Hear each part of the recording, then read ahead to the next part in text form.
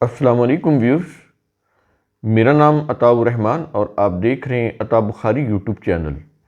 قرآن کریم کی مسلسل ایکسپوزیشن کے سلسلہ میں آج ہم سورہ المائدہ کی آیت نمبر 116 کی ایکسپوزیشن کریں گے۔ جیسا کہ سابقہ آیات میں آپ دیکھ رہے ہیں کہ اس میں عیسیٰ علیہ السلام اور ان کی قوم سے متعلق بات ہو رہی ہے، تو اسی سلسلے میں اس آیت کے اندر بھی یہی مضمون چلا آ رہا ہے۔ عیسیٰ علیہ السلام سے متعلق بات کی جا رہی ہے، اور جو کل قیامت کو ہونا ہے وہ آج ہی سمجھایا جا رہا ہے۔ مسیحیت کو بھی، جو کرسچنز ہیں ان کو بھی، اور پھر ان کے ان کے ذریعے سے پھر جیوز کو بھی اور مسلمز کو بھی، بلکہ دنیا کی جتنی بھی اقوام ہیں ان کا جو بھی مذہب ہو سب کو سمجھایا جا رہا ہے کہ جو لوگ شرک کرتے ہیں، انبیاء کو اللہ کے مقابلے میں لاتے ہیں اور انبیاء کو اللہ کا شریک ٹھہراتے ہیں، تو کل وہ جو انبیاء ہوں گے قیامت کے دن، وہ خود ان کے یہ جو شرکیہ عقائد ہیں ان کی تردید کریں گے اپنی اقوام کے سامنے جب قیامت ہوگی۔ تو یہ چیز جو کل قیامت کو ہونی ہے آج قرآن بتا رہا ہے، تاکہ لوگ غفلت میں نہ رہیں، لوگ غفلت میں پڑھ کر شرک کے جو جرم ہے اس میں مبتلا نہ رہیں، اس سے باز آ جائیں۔ تو شروع کرتے ہیں اس آیت کو۔ سورہ المائدہ آیت نمبر 116، الفاظ ہیں: وَإِذْ قَالَ اللَّهُ، جب اللہ کہے گا۔ کس سے کہے گا؟ آگے بتا رہا ہے، کیا یہ رہا ہے؟ یا عیسیٰ ابن مریم، اے عیسیٰ ابن مریم۔ تو ان کو خطاب کر کے کیا کہے گا؟ اب یہ دیکھیں، اب یہ سوالیہ انداز ہے بات کرنے کا، تو کتنی اہم بات ہے جو سمجھائی جا رہی ہے سوالیہ انداز سے، کہ جو کچھ وہ عیسیٰ علیہ السلام کا نام لے کے کرسچن کرتے تھے یا کرتے ہیں، اب قیامت میں تو یہ ماضی بن جائے گا نا، کو ماضی میں جو وہ کچھ کرتے رہے، تو اب وہ جو کچھ کر رہے ہیں کرسچنز، وہی کچھ جیوز کر رہے ہیں، وہی کچھ یہ مسلم بھی کر رہے ہیں۔ تو قرآن کریم تو سب اقوام کو سمجھاتا ہے، تو یہاں پر چونکہ عیسیٰ علیہ السلام اور ان کی قوم کی بات ہو رہی ہے، تو اب ان کے حوالے سے بات سمجھائی جا رہی ہے۔ تو کیا کہا جائے گا؟ الفاظ ہیں، یعنی اللہ تعالیٰ مخاطب ہے عیسیٰ علیہ السلام سے، مخاطب ہوگا قیامت کو، اور ان کو مخاطب کر کے کیا کہے گا؟ کہہ یہ رہا ہے کہ اَأَنْتَ قُلْتَ لِلنَّاسِ، کیا تو نے لوگوں سے کہا تھا؟ یعنی یہ خطاب عیسیٰ سے ہے، عیسیٰ سے کہے گا اللہ کہ کیا تو نے لوگوں سے کہا تھا؟ کیا کہا تھا؟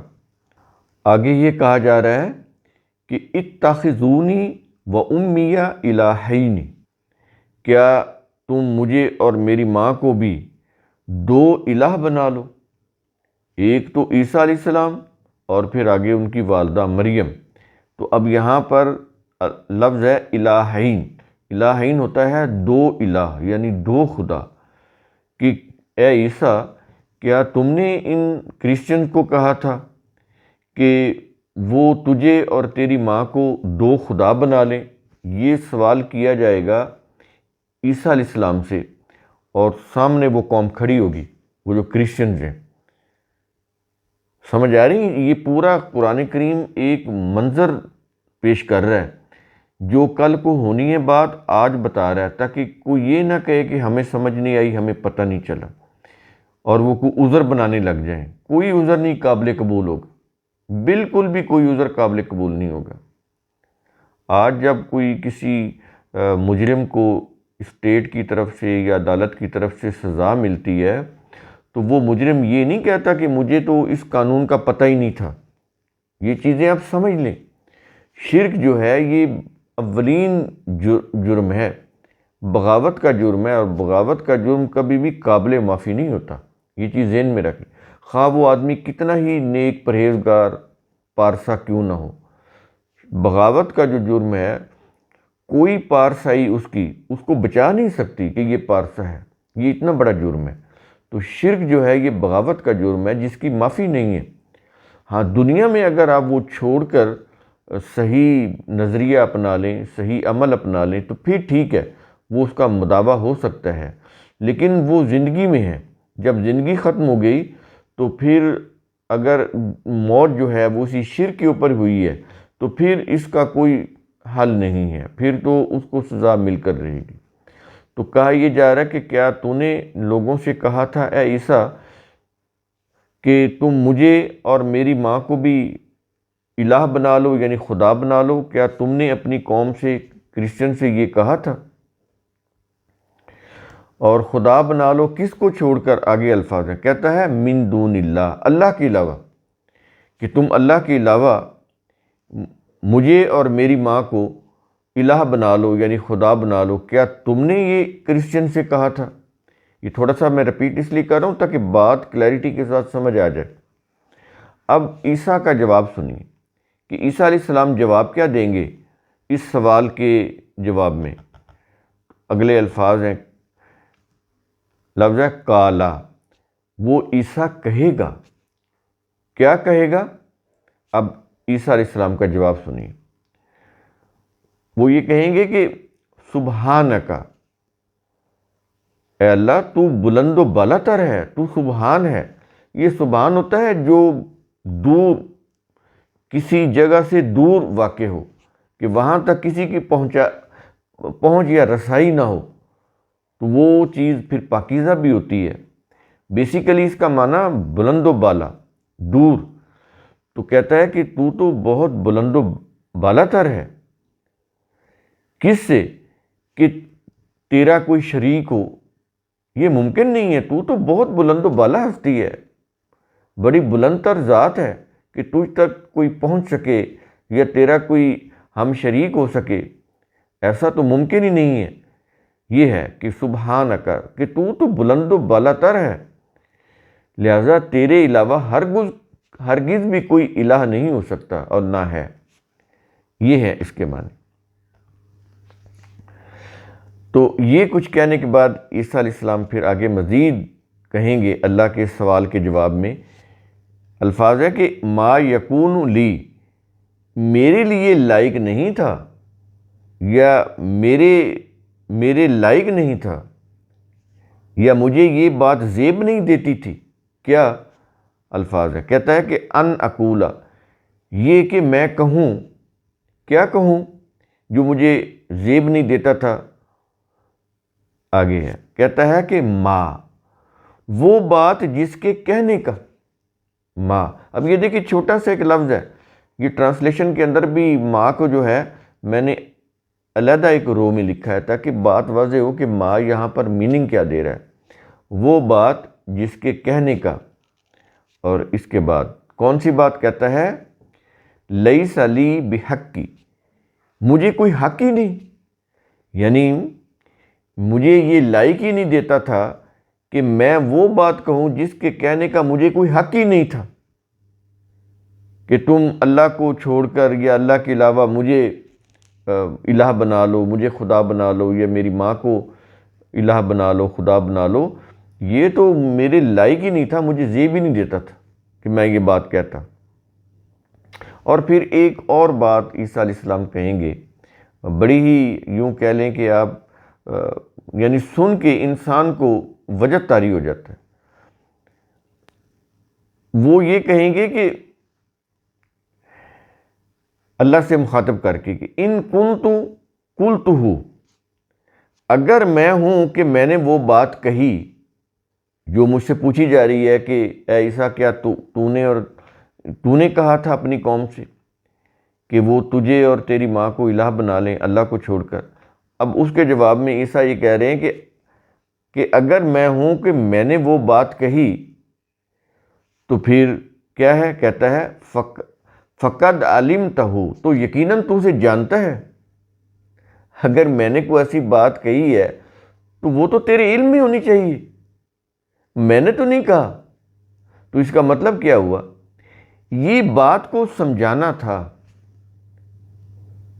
کہ دیکھو ایسا ہوگا، لہٰذا تم پیشگی سمجھ جاؤ، صحیح راستے پر آ جاؤ، اپنی آئیڈیالوجی کو بہتر کر لو، صحیح آئیڈیالوجی کے اوپر آ جاؤ، اپنے یہ جو مذہبی عقائد ہیں، نظریات ہیں، ان کو چھوڑ دو، ورنہ تم ہلاک ہو جاؤ گے، برباد ہو جاؤ گے۔ تو یہ چیز سمجھانے کے لیے پورا منظر قرآن بیان کر رہا ہے، اور عیسیٰ کی زبان سے کہلوا رہا ہے کہ اگر میں نے ایسی بات کی ہوتی تو اے اللہ تجھے علم ہوتا، تیرے علم میں ہوتا، میں نے تو کوئی ایسی بات نہیں کی۔ اور پھر آگے کیا یہ رہا ہے، عیسیٰ علیہ السلام کا یہ بیان جاری ہے، آگے کہا یہ جا رہا ہے کہ تعلم ما فی نفسی، عیسیٰ یہ کہیں گے کہ اے اللہ تو جانتا ہے اسے جو میرے دل میں پوشیدہ ہے، تو اسے جانتا ہے جو میری ذات میں، میرے دل میں، میرے دل و دماغ میں اگر کوئی چیز پوشیدہ ہے تو اس کو جانتا ہے۔ میں نے ان کو یہ نہیں کہا کہ یہ جو کرسچنز ہیں وہ اللہ کو چھوڑ کر، تجھے چھوڑ کر مجھے اور میری والدہ کو الہ بنا لیں۔ تو پوشیدہ باتوں کو جاننے والا ہے، دلوں کے بھید کو جاننے والا ہے۔